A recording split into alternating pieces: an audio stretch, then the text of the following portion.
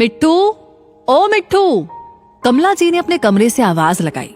मिट्ठू ने तो सुन के भी अनसुना कर दिया, लेकिन कमला जी की बहू किचन में ही खुद ही बड़बड़ाने लगी। न जाने क्या जरूरत आ जाती है, खुद से तो कुछ होता नहीं, बच्चे को भी अपना काम नहीं करने देंगी। एक मैं ही रह गई हूँ इनकी खिदमत के लिए, पता नहीं अभी और कितने दिन। कमला जी सुन तो सब कुछ रही थी, लेकिन बहू को जवाब देने की हिम्मत नहीं थी। मन में ही सोचने लगी, ठीक ही तो कह रही है, ईश्वर का क्या न्याय है। जब हाथ पैर में शक्ति ही न बची हो तो पेट में भूख क्यों लगती है। और जिस मकान को घर बनाने में पूरी शक्ति निकल जाती हो, उसी घर में 2 वक्त की रोटी के लिए आश्रित हो जाए। ऐसी लंबी नीरस जिंदगी ईश्वर क्यों देता है। क्या कहे, 2 रोटी दे देना ही सेवा करना होता है। बच्चों के लिए ये हमारे मन को क्या पढ़ पाएंगे। अम्मा जी ने फिर से मिट्ठू को आवाज लगाई, लेकिन जरा धीरे से। शायद बहू की आवाज तो नहीं, भावनाएं उन तक पहुंच गई थी। अब की बार मिट्ठू आया और दादी के कमरे के दरवाजे से ही बोला, क्या है दादी, क्यों चिल्ला रही हो? तुझे देखना था, क्या पढ़ाई कर रहा था? मोबाइल में व्यस्त मिट्ठू बेपरवाही से बोला, और नहीं तो क्या। अच्छा बेटा, जा कुछ खा ले, फिर पढ़ाई करना, नहीं तो दिमाग में कुछ नहीं घुसेगा। अम्मा के कहने से पहले ही मिट्ठू जा चुका था। अम्मा इन सबसे बेखबर लगातार हिदायतें दिए जा रही थी। खाने का वक्त और सब खाने की टेबल पर, कमला जी का खाना उनके कमरे में। मिट्ठू ने कहा, मम्मा क्या बनाया है तुमने? मुझसे ये सब नहीं खाया जाएगा। मैं जा रहा हूँ दोस्तों के साथ कंबाइंड स्टडी करने, हम लोग वहीं पर कुछ ऑर्डर करके मंगा लेंगे। मुझे कुछ खास भूख भी नहीं।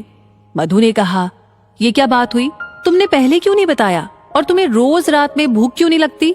मिट्टू बाहर जाते हुए, बाय मम्मा, प्लीज जबरदस्ती मत करो, मुझे बिल्कुल भी भूख नहीं है। मधु कमला जी के बेटे अमित से, देखो जी, आजकल मिट्टू को क्या हो गया है, रात को खाना ही नहीं खाना चाहता। बढ़ती उम्र में ऐसा करना ठीक नहीं होता, ग्रोथ कैसे होगी? कल ले चलते उसे डॉक्टर के पास। अमित सहमति में सिर हिलाते हुए, अरे यार सुनो, आज मुझे भी ना कुछ खास भूख नहीं, बस थोड़ा सा सलाद दे दो। ऑफिस में एक दोस्त के साथ कैंटीन चला गया, पेट कुछ भरा भरा लग रहा है। सुनो, अम्मा ने खाना खा लिया? हाँ, खा ही लिया होगा, उनको तो सब हजम हो जाता है। भगवान जाने कैसे सब कुछ पचा लेती हैं। ये बिना वजह की गई तारीफ कुछ तेज आवाज में की गई, शायद कमला जी को सुनाने के लिए ही की गई थी। और ये शब्द 75 साल की कमला जी के कमजोर कानों में हथौड़े की तरह लगने लगी। हाथ का निवाला फर्श पे जा गिरा। मुंह से शब्द निकलते भी तो कौन सुनता। आंसू खुद ही अपनी कहानी बयां करने लगे। किससे कहे, बच्चों, जो तुम लोग वक्त बेवक्त मुंह में ठूसते रहते हो तो तुम्हारा पेट भरा भरा लगेगा ही, क्यों भूख लगेगी भला?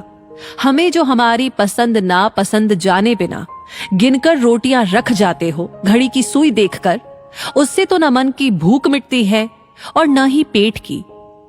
इसी के साथ ये कहानी यहीं पर समाप्त होती है। ये कहानी सुनकर आप क्या महसूस कर रहे हैं, आप क्या कहना चाहते हैं, कमेंट सेक्शन में हमें जरूर बताइएगा अपनी राय। साथ ही साथ लाइक ऑलरेडी कर दिया है तो शेयर करना बिल्कुल ना भूले, और हमेशा ऐसी कहानियां आपको समय समय पर मिलती रहे उसके लिए हमारे पेज को फॉलो करना ना भूले। मिलेंगे बहुत जल्दी ही नई कहानी के साथ। अभी के लिए कहूंगी धन्यवाद।